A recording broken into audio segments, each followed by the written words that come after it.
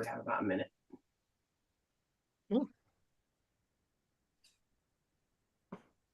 Wait, let's wait to see what happens.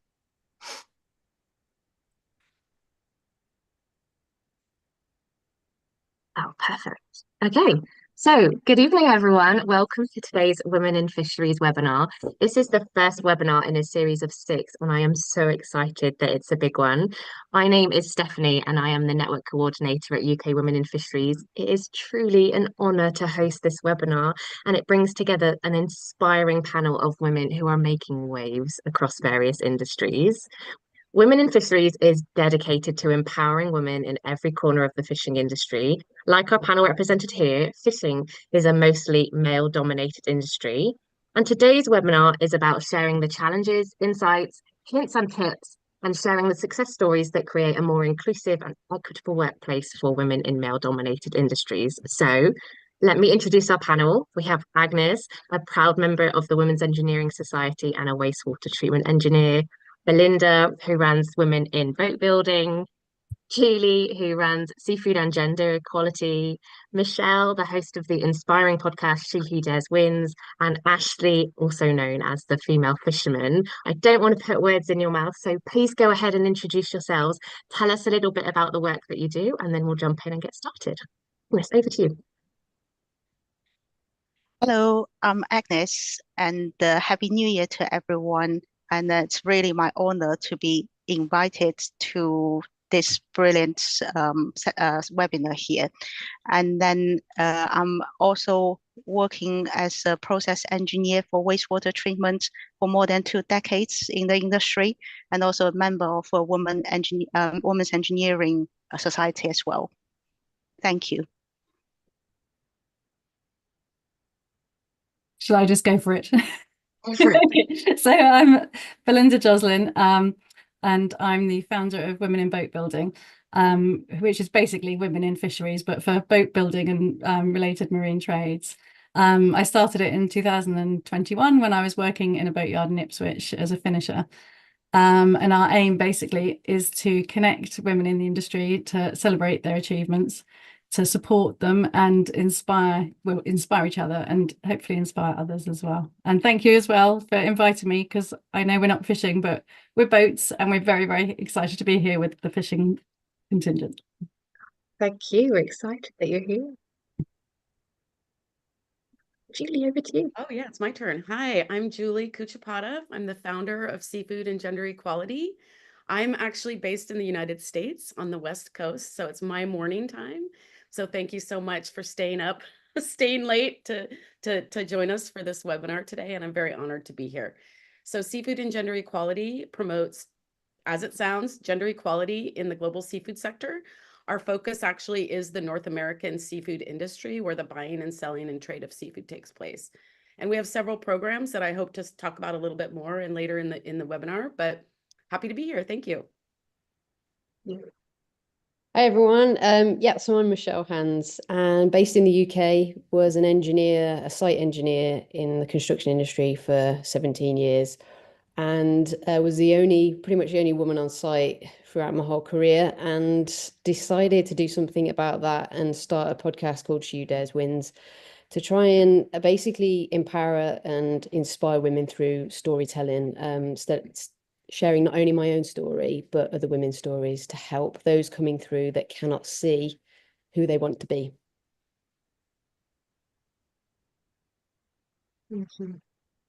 Hi, so I'm last up, and my name's Ashley. I'm a commercial fisherman, and I work and own a boat from Wells Next to the Sea in Norfolk.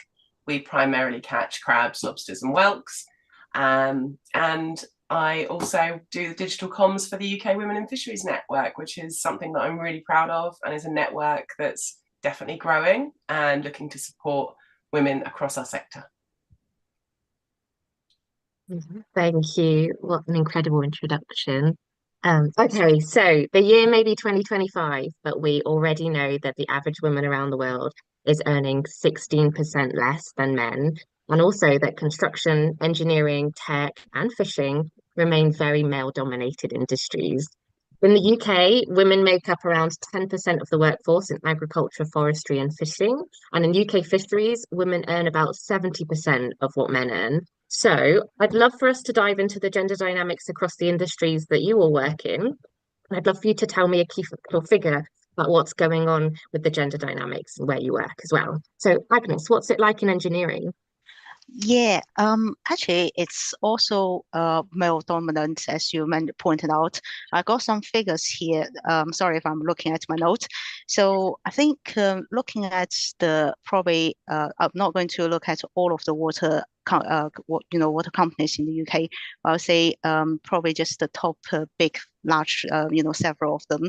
And then averagely, you're talking about female, male employee is about 30–70% difference, that kind of distribution. So still quite male dominant. And also talking about the gender pay gap, it varies around the mean figure about 2–8%, but around probably about 5%. And also a median figure is around probably 8–15%, and around about average about a mean figure is about 10%. So, and also more interestingly is around the upper middle quartile of payment. That's about 20–80% of the how many women and how many men in the upper middle quartile payment, and also around the lower quartile kind of payment, you're talking about 40%–60% split between women and men. So basically, there is still quite a bit of kind of gender pay gap, and also the male female kind of number distribution. But I would say I encourage everyone to have a look of all the water companies actually have to issue their gender pay gap and the ethnicity pay gap kind of report. So basically the figures I mentioned, you're more than welcome to Google all the water companies' website, and basically we'll see roughly around the figure I mentioned. And also it should give you some positive feedback is the gap is people are actually making effort to try to close the gap more and more every year. So there are some positive improvement as well, but also there are quite clear some gaps there as well. Yeah, thanks for sharing. It is quite nice that there's more transparency for us to be able to know exactly what's going on now as well. Thanks, Agnes. Belinda, what are the gender dynamics looking like in boat building? Well, I'm feeling horribly under statisticked. Is that a word? I don't know. Basically, boat building. We don't have any stats. So we are right at the beginning of our journey of working out what the gender dynamics are. But I can give you anecdotally, in the UK, maybe up to 5%. I don't know. So there's lots of boatyards that don't have any women. I know one woman that's running her own boatyard. And there's some that are 50–50, so it's 2 people, 1 man, 1 woman. You can have yards with 100 men and 1 woman in. So you're having lots of women having lots of different experiences, but very male dominated in the UK. And then you go to, I was emailed by the only, we think, woman in Japan building boats, who was incredibly excited to hear there's other boat builders in the world, a couple of weeks ago. And I interviewed the first woman who's trained to be a boat builder in Fiji just before Christmas. So the range is incredible. And we've just recorded a series in Italy, and we had to really scrabble around to find 6 women working in the industry to talk to us. That was tough. So yeah, a real range. And then in September, we were invited to the Wooden Boat Festival in America, in Port Townsend, into this incredible bubble that was full of women working in the industry and had been for decades. And it was the most amazing, inspiring place. All these women, everyone is totally normalized to be a woman working in the boat building world. So that blew our minds as well. So a full range. Lots of lovely men working in the industry. Oh, I love your hearts, actually. Lots of lovely men. I think that we've got some amazing allies, but also some thoughtless men as well. So it's a range. That's so interesting. But no stats. Really high. We're working on the stats. I'm working with the government, trying to get some stats. Oh gosh. Julie, I'm sure you might have some stats or let us know a little bit. What's it like? Sure, I have a few stats. These are from the FAO, the Food and Agriculture Organization, the global organization, um, who says that about 50% of the people working in seafood are women globally. And if you look at between, fisheries and aquaculture, in aquaculture, upwards of 70% of people globally are women farming fish. And, this can range from small ponds in a backyard or in your yard to, those big farms that are all over the world. Upwards of 90% of the people processing our fish globally are women. So, this means that they're everywhere. Women are touching your fish before it gets to your plate. And the problem is that while 50% of the people working in fisheries and seafood are women, there's very few in leadership, and you do not find them in these decision-making conversations about these precious resources and how they're managed and how their, for instance, farms are sited, et cetera. So by leaving out, these voices where decisions are being made that could be really contradictory to the welfare of the resource and to the people that are dependent on these resources, right? 3 billion people depend on fish as their main source of protein globally. So how do we ensure that, these voices that have solutions, have problems and challenges are actually participating in these decision-making processes? That's the real big question, right? In the seafood industry in North America. So one of the big problems that we have is, just like Belinda said, there's a lack of data around gender and, sex disaggregated, gender disaggregated data about who is in executive leadership, for instance, on boards or running these companies, for instance. And so the latest, the most recent data we had was from an organization called Women in Seafood, who is now no longer operating, but they were based in France, and they did a global study.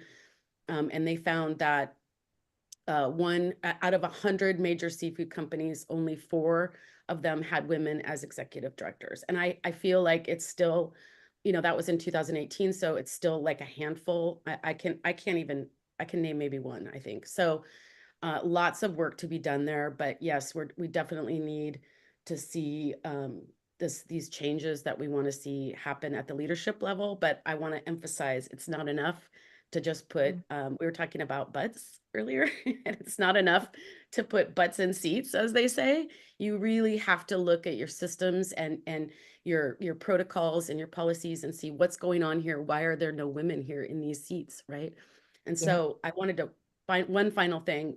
You mentioned at the beginning about the pay gap and the amount that women are paid less. And it's really important to recognize that within that group of women, right, we're also not a monolith. There are intersectional identities that we all have that mean that we might even get less. So in the US, Black women are paid less than white women. If we even go further, Indigenous women are paid less than everyone. So I think it's really important that we don't just lump kind of women into one big category, but also think about who's who here, right? And who's getting what. So I just wanted to mention that. Thank you so much. That's just fascinating. And hopefully we'll get to talk a lot more about these ideas of getting more women in those leadership positions in this webinar. Michelle, you've been highlighting women who are daring to take up roles in male-dominated spaces. So tell us a little bit about what you've learned about the gender dynamics. Well, it's interesting because I used to, when I was doing public speaking at construction events, I could just reel off, which is basically like 15% of construction workers are women. And then at the time, less than 1% are actually based on site, which explains, I guess, 17 years and never really coming across another woman on site. I did come across some women, but they were fleeting and they weren't necessarily on the job. And no shame here, ChatGPT'd it, and the figures haven't changed. So Oh no. years ago. But what is interesting is that I visually am seeing more women. So I think maybe the study just hasn't been updated. I'm hoping that 1% has changed. From a pay gap perspective, it says that women are paid 23% less.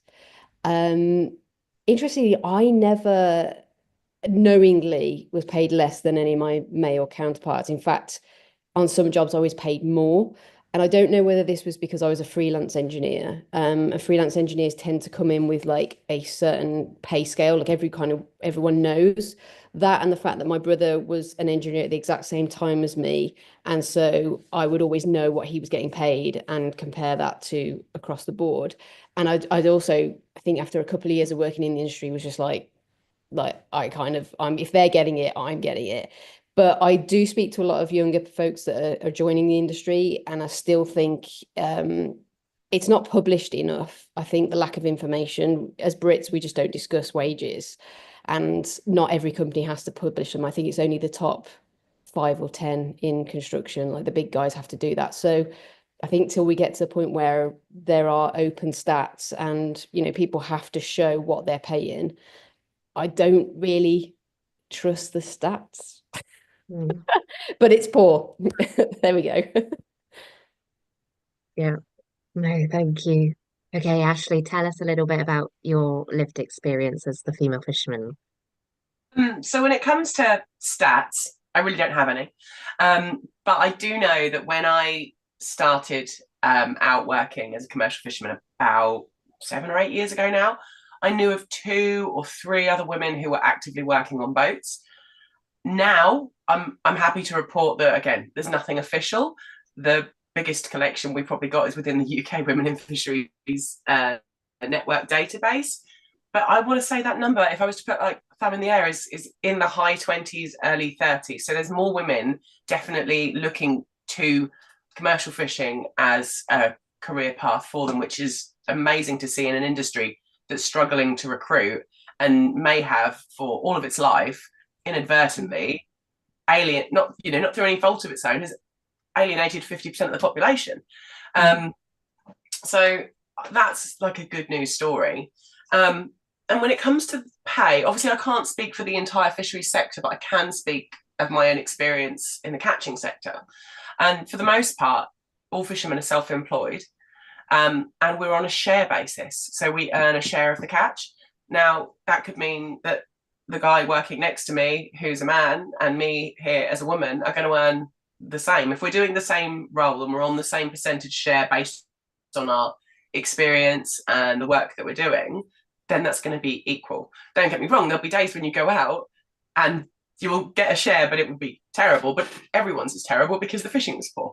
So it's not through any kind of gender-based decisions that people might earn differently. It's normally through things like you might have someone that's more qualified or has more experience, but as you progress and you get more experience, your percentage share might go up, but then your responsibility will too. So I want to say it's kind of a little bit progressive in that respect. Yeah, I really love that from what everyone was saying. It doesn't sound terrible, but there's still room for improvement. Okay, cool. Let's move on. So I'd love to hear from each of you. What is one common challenge that women are facing in your industry? So what's just one barrier that is stopping women from thriving or for more women from joining? So shall we do reverse order? Michelle, would you like to start?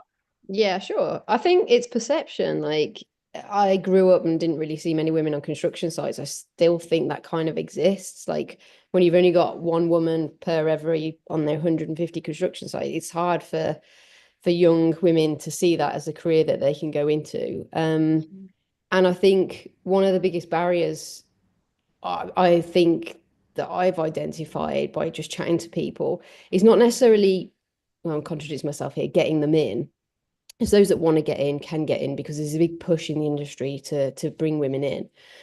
The thing that I've always kind of stood on my soapbox about is the culture.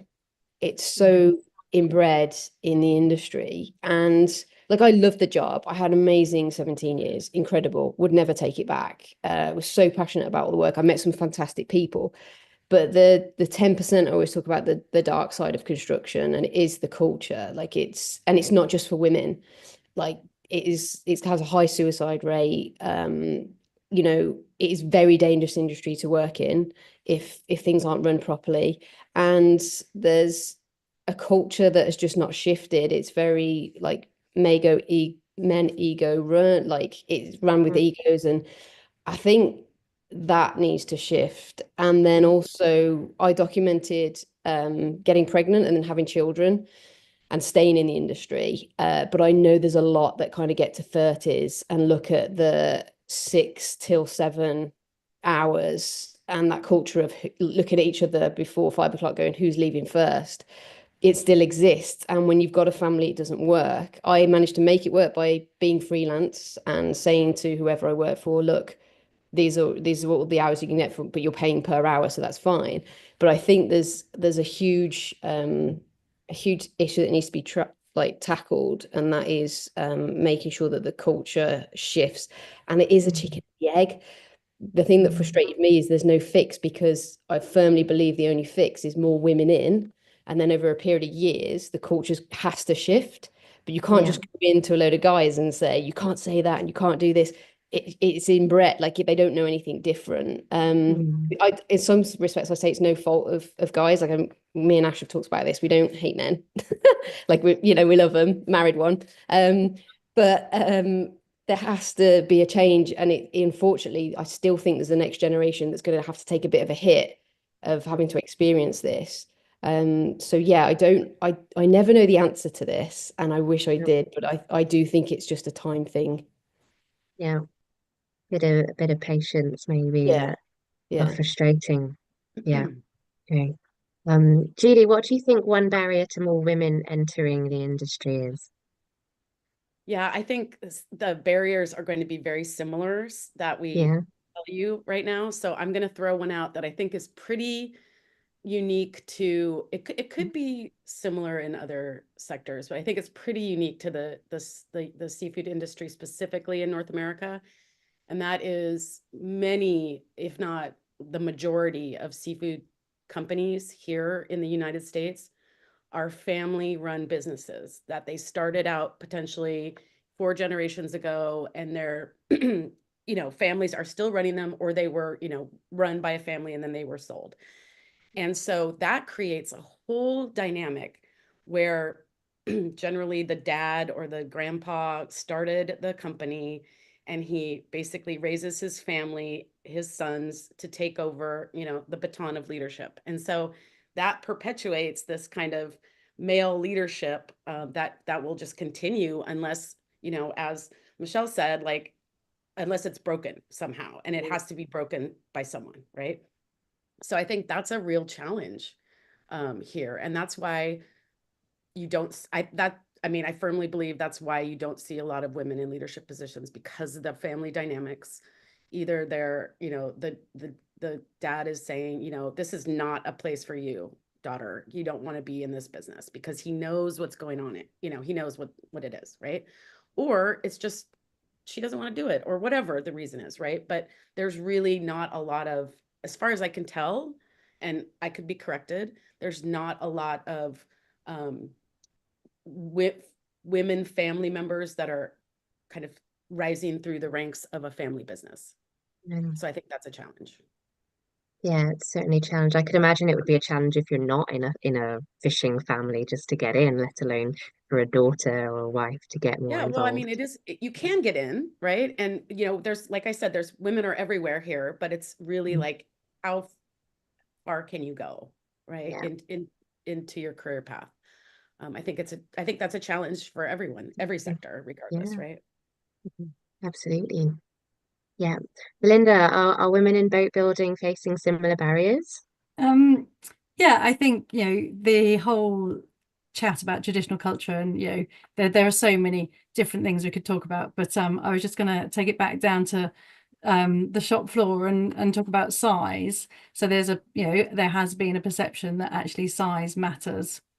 I've had women say that they've gone into an interview, and literally the first thing the interviewer has said is, "Oh, you're really tiny. You're far too small to work here," which is obviously illegal in itself. And people at training colleges not being allowed to use the big power tools and the big keel bolts because they're considered too small. And one of our network left the training college, graduated, and then their parting comment was, "You'll only ever be able to work on small boats because you're so small." So Oh, but it's it's just so yes, size and commenting on size, that's a small barrier, but it very happens. real. It Yeah. is very real. It is very Yeah. real. But yeah, there you go. There's a barrier. But Oh dear. I'm looking forward to us brainstorming how to fix that one. Okay. Gosh. Agnes, do you know much about what are the barriers facing women who want to get into engineering? Yeah, I would say for me and also the colleagues, female colleagues I know, I think the barrier mainly is about how you make people sort of like trust in you can actually do the solution, can do the thing. Because I would say that probably there are still people might think actually women don't know whether you make a good engineer or not, but basically actually myself probably experienced a bit, and some of my colleagues experienced as well, is that when you put forward something, and then people will actually, you need to work a lot harder to actually make people believe in you. And I think for me, I spent really quite a long time to actually build up my own reputation with, actually winning quite a bit of cases to actually really come out with the right solutions and helping people. And then how particularly junior people, started, female graduates like this, and how can they actually establish themselves and to be a trustworthy engineer. Like, I can trust you can resolve this problem, can help me with this sewage site, the compliance for me.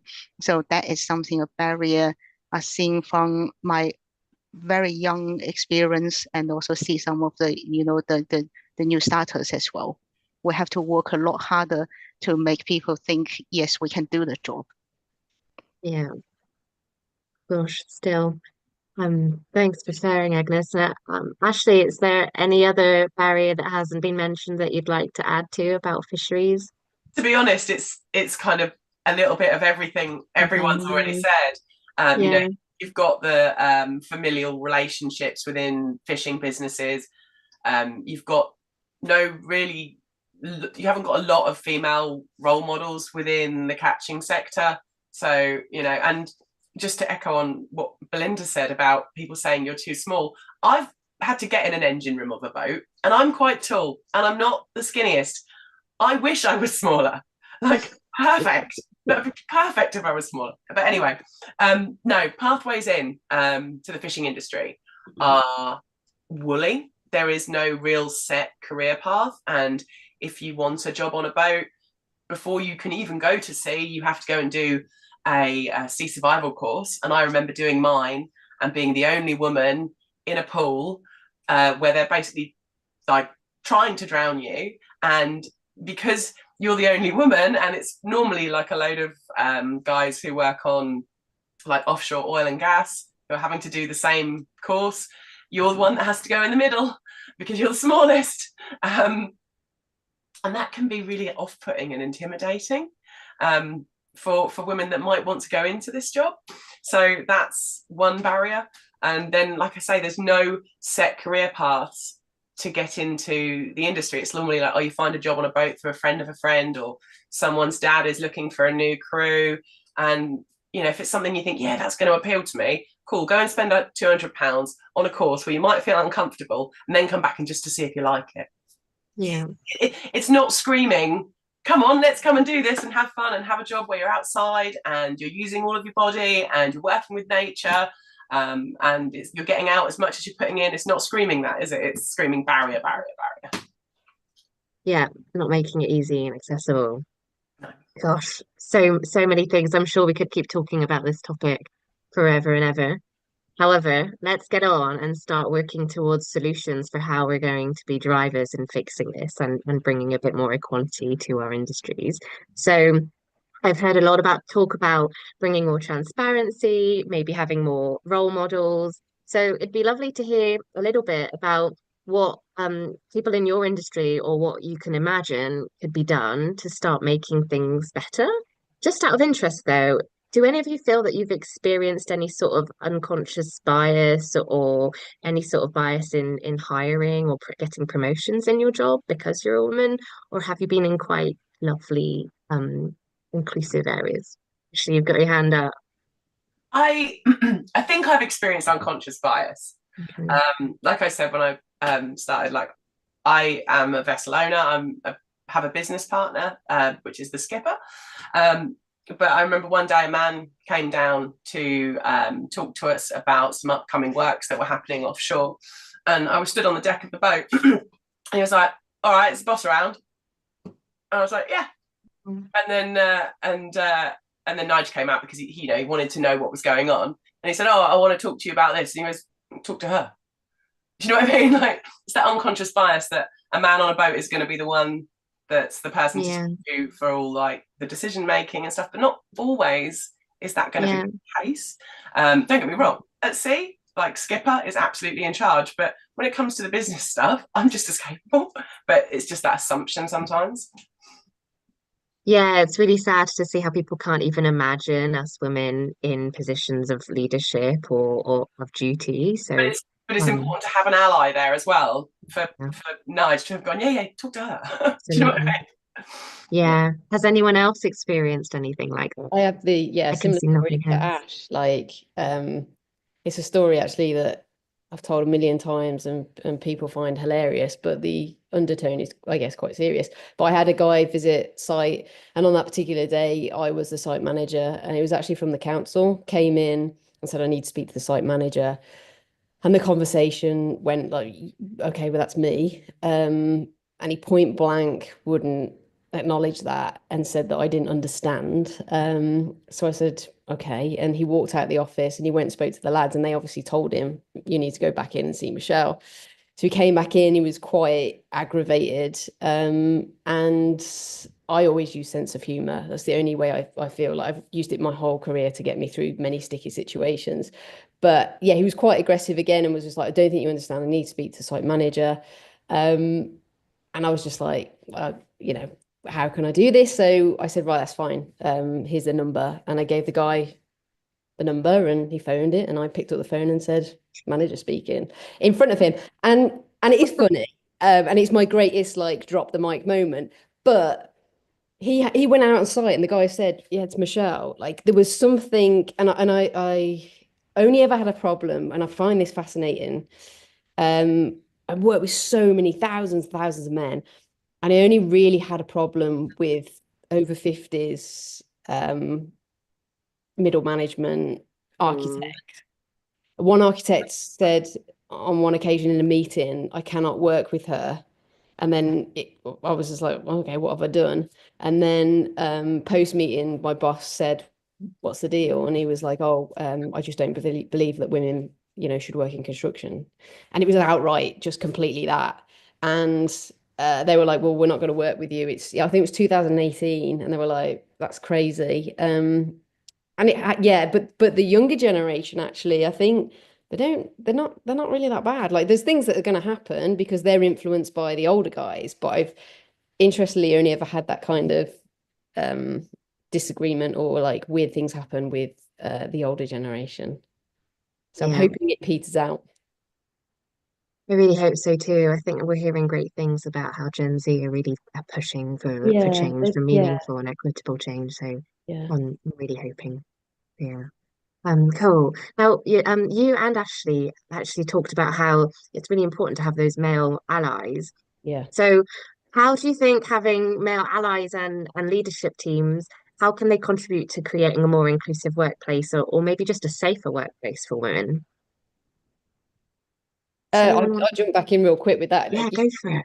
I think I've met so many good friends now, and they got me through a lot of sticky situations, guys that have stood up, and a couple of guys even got me a pay rise, and I wasn't even asking for one. They went into an office and was like, Michelle's really good, you're going to lose her if you don't pay this. And I was like, came out and got a pay rise.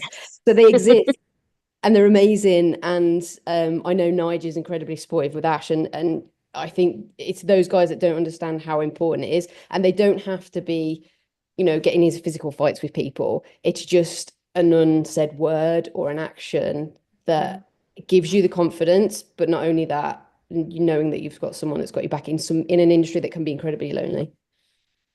Yeah, absolutely. Julie, do you have any thoughts on how male allies can get involved in supporting women? Yeah, I think what Michelle, what you were kind of talking about just now is really called sponsorship. It's like there's mentorship, right? Where you're mentoring someone, but there's like sponsorship where you're like going to bat for someone that's not in that room that you're in. And that's really important. And so I think, cultivating relationships where people feel comfortable to go to bat for you in a boardroom or in a discussion around performance or salary, promotion. That's super important. And finding people that will sponsor you is a great way to get your get representation if you can't be in those rooms yourself.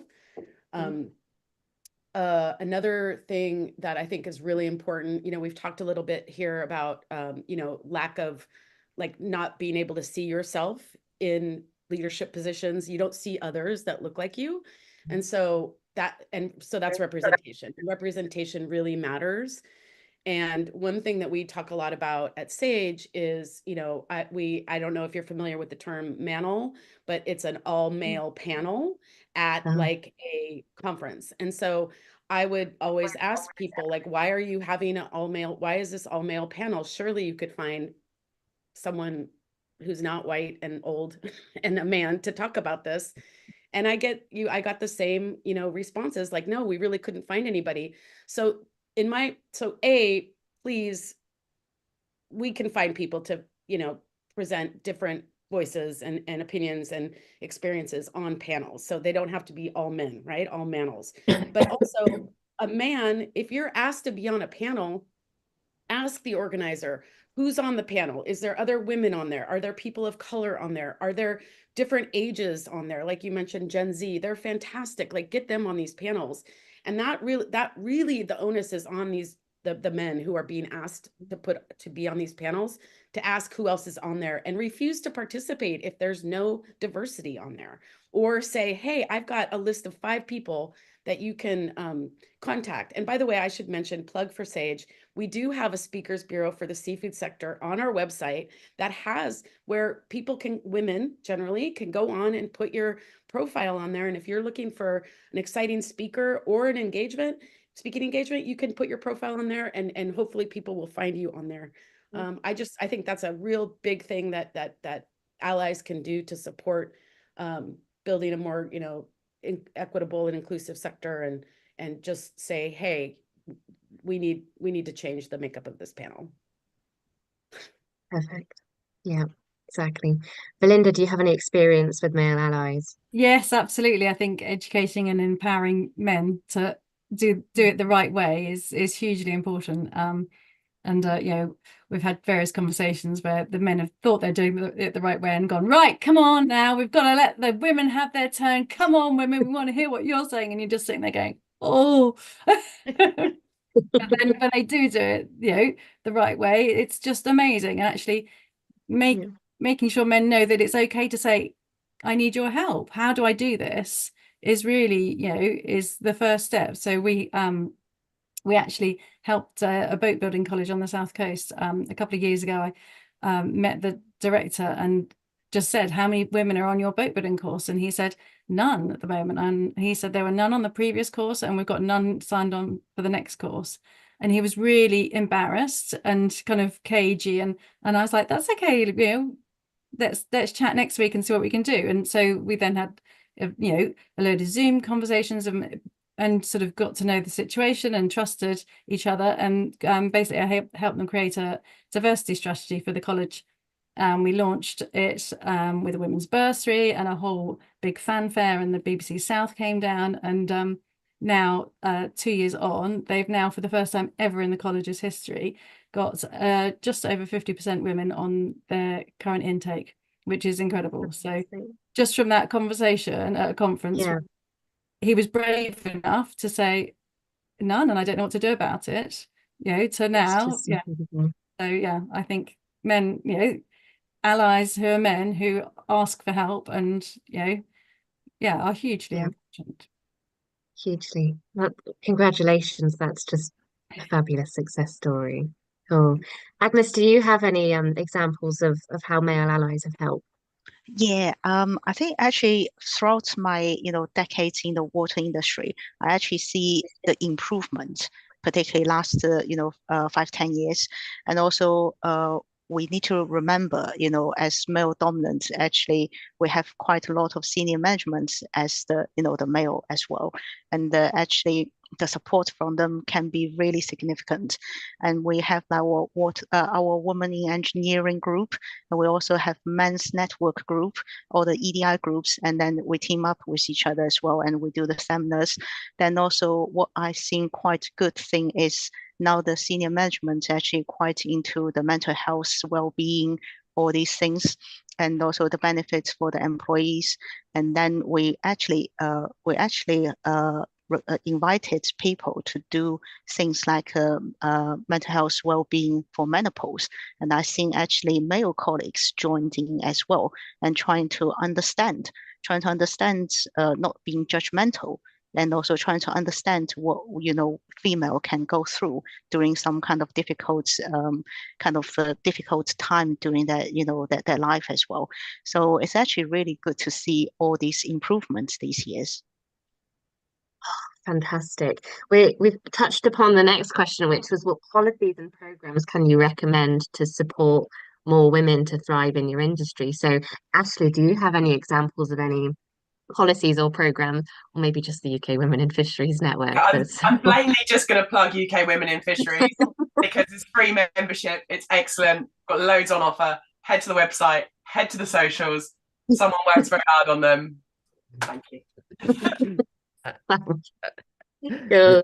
Does anyone else have any example of a policy or a program, just like Belinda's, that is just working really well to engage more women, support more women, keep women safe? Anybody? Yeah. Oh, Julie, go ahead. Yeah, I would also give a plug for Seafood and Gender Equality, or SAGE, my organization. So we have several programs. So the kind of flagship program that we have is called the Gender Equality Dialogues, or the GED for short. And that's really it's a 6-month program to engage, kind of bring together executive leadership, which is almost all men. It's not exclusive to just men, but bring together executive leadership of seafood companies in North America to co-create solutions. So first they align on the issues, because there is a vast misperception of the issues. So align on the issues, and then kind of co-create some solutions and commit to implementing solutions within their own companies, because we want them to look inward first, these seafood companies, before they start to dictate anything out to a supply chain, right? And so first, like, walk the walk first before you tell a fishery that you'll source from them if they do this, that, and the other thing, right? So really, we want them to look at their internal policies and protocols and procedures, such as we talked about salaries, like do a salary gap analysis. What are your parental leave policies? It's really taking a look at your employee, the kind of the life cycle of an employee, right? How do you recruit? How do you retain? How do you provide professional development opportunities? How do you promote? How do you offboard someone? There's all different kinds of points that you could analyze and look at. So the Gender Equality Dialogues, the GED, is this program for the industry to really examine their own policies and leave equipped with the tools to help them implement systemic change that will better the industry. And I know this is a UK focused panel, but we are recruiting for our next cohort of the Gender Equality Dialogue. So if you're in the US and you're interested, please, we'll leave our information, I think, at the end of this webinar. So I will be happy to talk to you more about that. So that's one program. And then the second program is called The Bloom, very similar to the UK Women in Fisheries. It's a networking community for women, generally North American women working in fisheries, seafood, ocean conservation. You could be an oyster farmer or a VP of sales for a seafood company. If you're working somehow in this industry, you're welcome to join. We hold virtual meetings, and we also have a very lively WhatsApp group chat that where you can support each other, find job opportunities, hook up at events, like meet each other at events, and basically just discuss anything that you want to. Essentially, it's a WhatsApp group. So that's Amazing. it. Those are two of our programs, which I'm very proud of. It's amazing. And I really love how you tackle these questions, but we fully understand that tackling issues like gender inequality, they aren't going to be fixed with just one policy change. It's a enormous ecosystem of the entire employee life cycle and a lot of the existing culture of your workplace. So thank you for sharing two of those amazing programs that contribute to much larger things going on to helping make everything better. Ash, I saw you have your hand up. Did you want to add something? It was just I wanted to add something about Bloom, and if we've got any of our members who are watching live, we have created within the Women in Fisheries events page, we've got a What's On calendar, and you can scroll through it month by month. It's got lots of different things that are happening within the fishing industry, but also Bloom is on there, and there is a link within that calendar on how you can find it and how you can join. So that was just that. Amazing. Thank you so much. Yeah, Yep. Anyone's welcome. So please, if your time zone allows it, join us. Yeah, perfect. Belinda, Agnes, would you like to share anything about any sort of policy change or programs that have gone to help anything?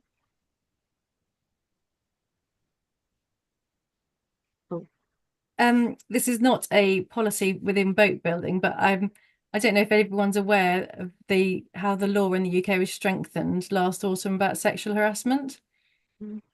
And I think, that's something that, we need to talk about, because it was arduous to prove, but now there's strong legislation, I have it written down here, that changes the emphasis. So it's now the employer responsibility to prevent sexual harassment by all reasonable means. And that's a huge change. So I think, if anyone watching hasn't sort of clocked onto that, then it's a big change and worth looking at.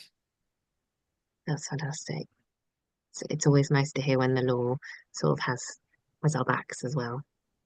I just chip in there to say that if I think there are groups for women in engineering, there definitely will be in the UK if you look them up. And I've been to loads of events, but sometimes those events aren't accessible to, if you're working, you can't take the day off and they can be quite expensive.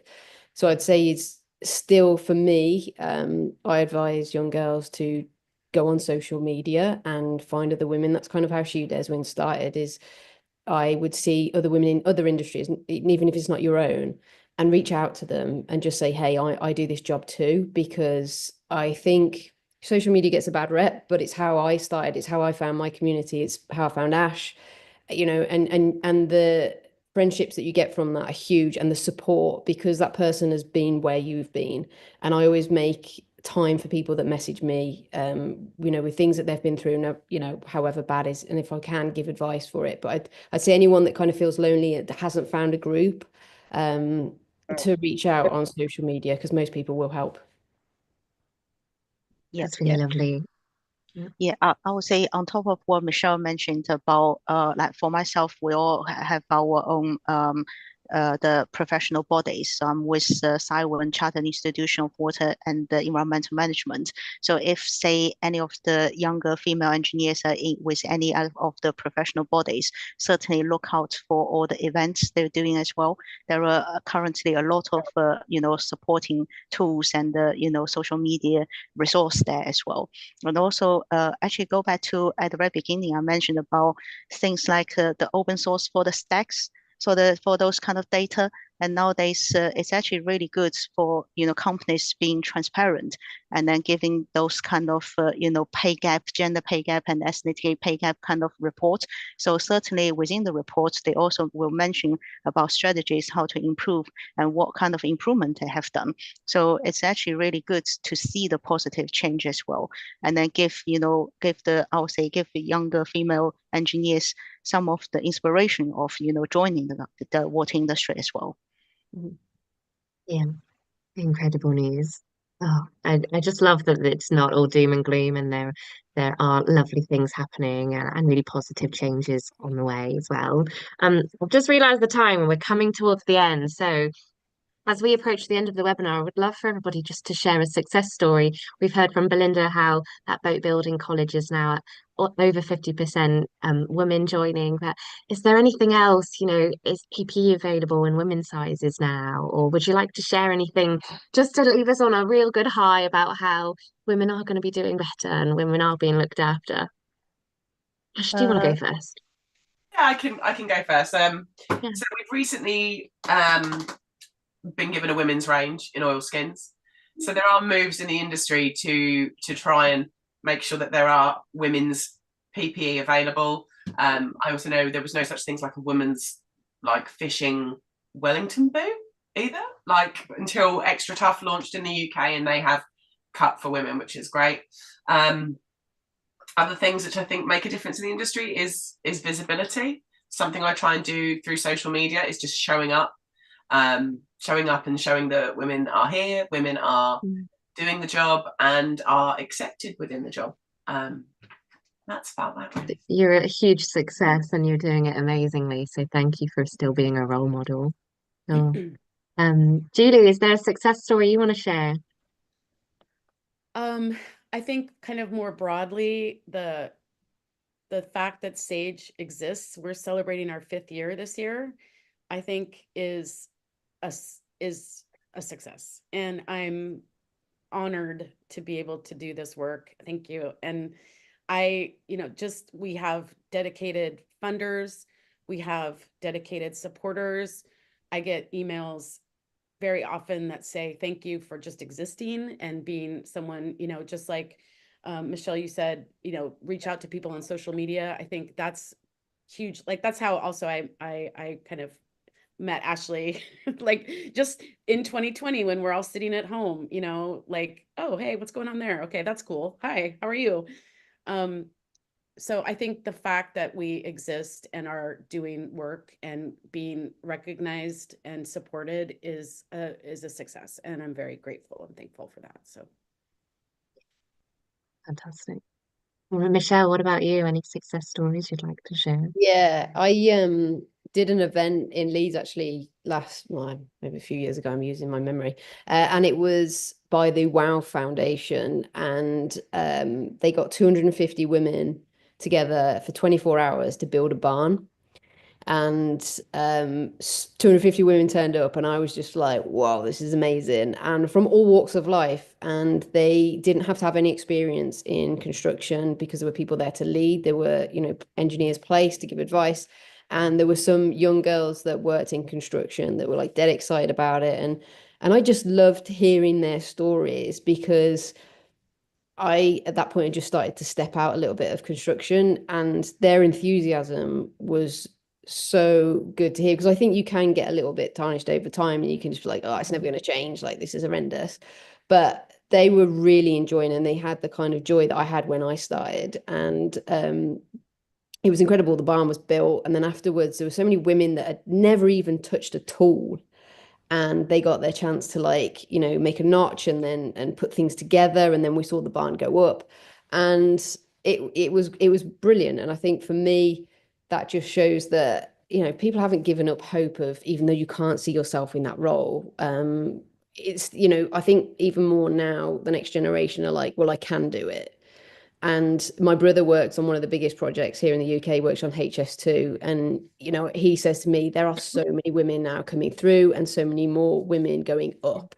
So that's nice to kind of be in touch with that project and know that the bigger companies really have stepped up in terms of getting more women in. So yeah, when you drive down the motorway, or if you drive on a construction project, I'm always probably going to have a crash, because I'm like, as a woman, you kind of just want to shout out the window, like, keep going. But it's happening, and it's great. I think that's what's going to create the change that's needed.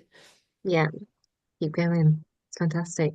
Agnes, you shared some stats earlier about how things are getting slightly better. Are there any other success stories you know of that you'd like to share? Yeah, I would say for me, I got my PPE, the female size PPE, and then really good because I'm short. And then normally the trousers, very big for me for a waistline, and also very long as well. So I have to roll it, and sometimes, it could be like trip hazard as well. But actually now got proper PPE, and also I know that's via the improvements, the collaboration from the women in engineering group. The girls are really helping to collectively doing the survey, and PPS was one of them. And then also another thing they were trying to improve with the company's efforts together was also the facilities, the female toilets around the site as well. And I know they make also good improvement on that as well. Yeah, it's also as what Michelle mentioned, I also have seen when you talk to the girls, in the industry, they're so passionate, including myself. We're so passionate about the things we're doing. And also for us, particularly selecting water environmental engineering, we feel proud of being able to serve, the public and get the public hygiene and help the environment as well. And, help with the global environment. And if we can add on, whichever we help here, we will certainly add on the global environment as well. And everyone's so proud of the work, and the girls are really passionate of learning things. And then I've seen how good collaboration internally, with my own company, with other people I know from the water industry, and also with my professional body as well. So it's that kind of the passion, and also the collaboration. It inspires me as well, and that's why I want to come back and give something back, like the event like today as well. It's just beautiful. Passion is one of UK Women in Fisheries values, and we just see that lived out in everything that we do, is that the women love their jobs and they're great at their jobs because they throw everything in it. And so it's lovely to see that passion is such a big part of women in other industries as well. So Belinda, you shared some success stories already. Is there any more that you know of? I was just thinking actually, we had a Christmas party in December, and there's 22 women gathered down in Portsmouth. And it was just a really amazing moment to reflect on actually how this sort of thing does make such a difference, and it does make an impact, because there were women there that had been through our mentoring program from a couple of years ago, and the result of that was that they'd progressed in their career and they'd stayed in the job, and they'd decided to go from college and become boat builders. And there was a significant impact on women in boat building on pretty much all of their lives. And that's just an amazing thing to hear, and an amazing thing to remember, that what we're doing does make a difference. I know that people have started courses because of what they've seen on women in boat building on social media, and so this all does work, I think, is my success story. Fantastic. It's just so lovely to know what we're doing is working and we're all heading in the right direction. Yeah. Okay. Well, we've had an incredible discussion. I don't know about you, but I certainly could have gone on. We've had to skip over quite a lot of things in our agenda as well. But the conversation, just because this webinar is ending, does not mean this conversation is ending. So please do let everyone know, how can they get in touch with you or engage with your community or find out more? Agnes, what can people do? So yeah, for me, you can find me on LinkedIn, Xiaobo Agnes Shen, and then also if people want later to contact me by emails, I'm more than happy. Stephanie, we can also send it to you. For any people want to contact. Yeah, really happy to help around. Oh, fantastic. Yeah, Linda, where can people find you? Mostly on Instagram, which is at Women in Boat Building. Also on LinkedIn, Belinda Joslin. Yeah, send us a message. Yeah. And Julie, what about Sage? How can people get in touch? So you can find us on the internet, so seafoodandgenderequality.org. We're also on all the social media sites, LinkedIn, Instagram, Facebook. So Seafood and Gender Equality, at Seafood and Gender Equality. There's some underscores in there between the words, so you might want to think about that, but I think it should be easy to find. Yeah. That's fantastic. General channels. Yeah. And Michelle? Yeah, so personally on LinkedIn, Michelle Hands, and then Shoe Dares Wins is the beast that I'm trying to push at the moment. And for anyone that kind of wants to be inspired, like, listen to the podcast. That's the greatest pitch I can say. Is I've had Belinda, I think you might remember, Amy Stringfellow. She's been a guest on Boat Builder. Ash has been on. I have everyone from an artist to someone who's rowed the Atlantic to Oh God, just so many. The world's strongest woman, and every story has the power to impact somebody else. And I'm not only interviewing women from male-dominated industries, I'm just interviewing women that have forged their own path and that there haven't been many women before them doing what they've done. So I would say listen to the podcast every Monday, a new episode comes out. But also I am always available on email for anyone that wants any help or advice. Michelle@shewdareswins.com. And yeah, I just love hearing stories. So also if anyone's got any incredible stories they want to share, hit me up because we can get you as a guest on the podcast. Oh, be awesome. Ash, how can people find you? You can find me on Instagram as the Female Fisherman, and it's as simple as that. Or they can find UK Women in Fisheries on LinkedIn, Facebook, and Instagram as UK Women in Fisheries. Again, it's really easy to find. More importantly, Ash, you've not mentioned people should read your book because it's incredible. Oh, yeah, I did that. I forget. I don't even have a copy with me to just like slide I in. don't either. I've got two of your books and I don't have one with me. You've got a copy that's like I don't even have. I know. Yeah, I have a book called My Fishing Life. It's available at all good bookstores. It's available on audiobook, narrated by yours truly. And you can find it, any good bookstore, including the one that delivers next day online. Amazing. Okay, we have slightly gone over time, so I want to just give a big thank you to all of you incredible panelists for sharing your time, expertise, and insights with us today.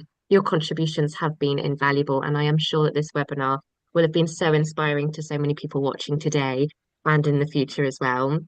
And thank you all to our attendees watching on YouTube for joining us and sending in your questions in advance. I really want to keep this conversation going, keep submitting your thought-provoking questions and keep building that community, working for greater transparency and being amazing role models as well. Finally, quick note on women in fisheries.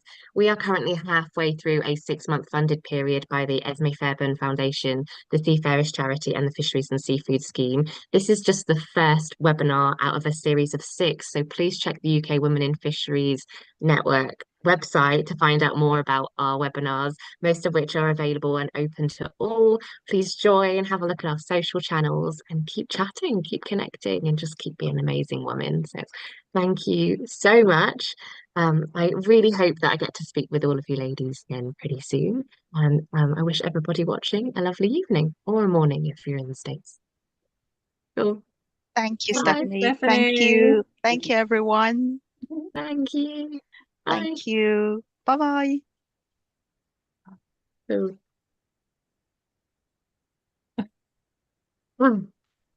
That was